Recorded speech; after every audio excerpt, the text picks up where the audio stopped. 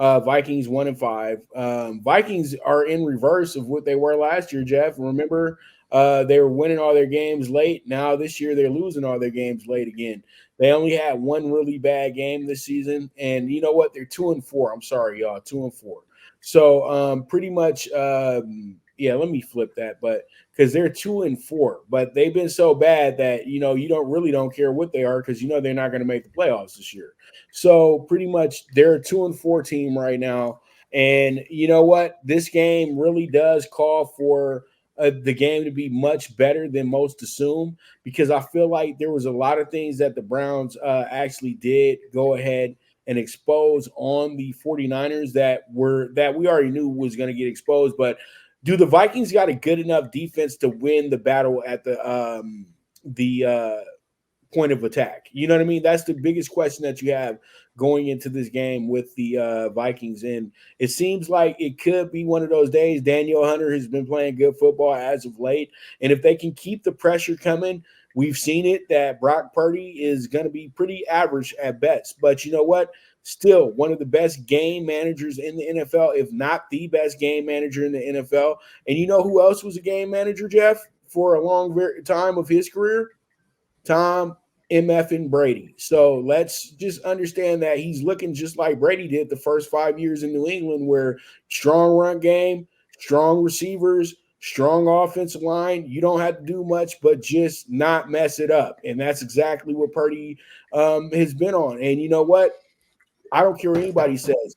He should have got everybody respect. That game right there, you're not even supposed to be close in that game that happened in Cleveland on Sunday. And literally, it's not even his fault. The kicker missed the kick. It's that simple. Like at the end of the day, he put them in position to win the game. So, Brock Purdy haters, you still don't have anything on the kid.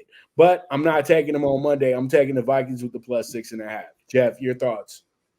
My numbers was 7 with a 44.5. Now 7 even at 44 at Circa. 6.5 and 44 at South Point. For Minnesota to be successful, they're going to have to score more than 17 points. Like the Eagles, San Fran will come in with a chip on its shoulder with its first loss. Their defense is pretty bad. Now you got to look at the flip side and say, is CMC going to play? Is Debo going to play? And so there's some big question marks there. And Trent Williams as well. So there's 3 big questions there.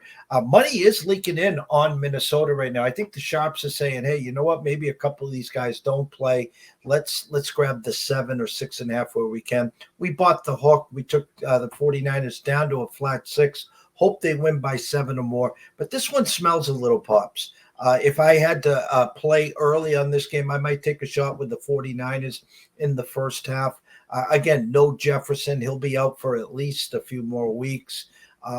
We'll see. I mean, Cousins is leading the NFL or up there in passing yards. They have the Rook there that is a star as well. So, or a star in the making. So we shall see. Give me the 49ers, Pops. All right. Sounds good, brother. Sounds good. All right, man. So, with that, another great show, my brother. Thank you so much for coming on in today. And it's hilarious because we got 6 teams that had to bye this week. So, our show could have been a little bit shorter, but as usual, we got to go. We just going.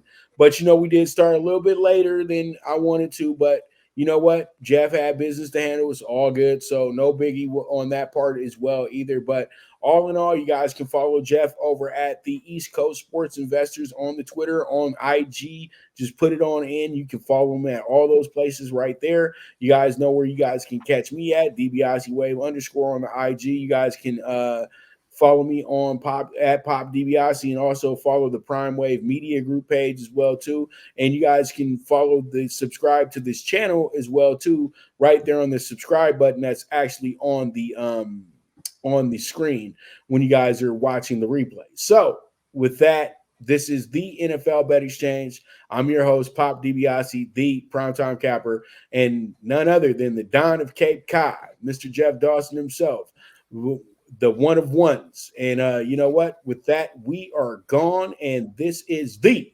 NFL Bet Exchange. Thank you for tuning in to the NFL Bet Exchange, where the sharpest bets are laid. This show